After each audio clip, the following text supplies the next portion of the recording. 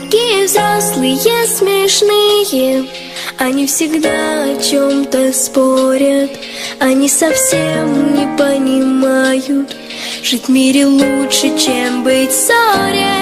Какие взрослые смешные, все говорят, что я ребенок, что не понять мне многих истин, ведь я еще слепой котенок.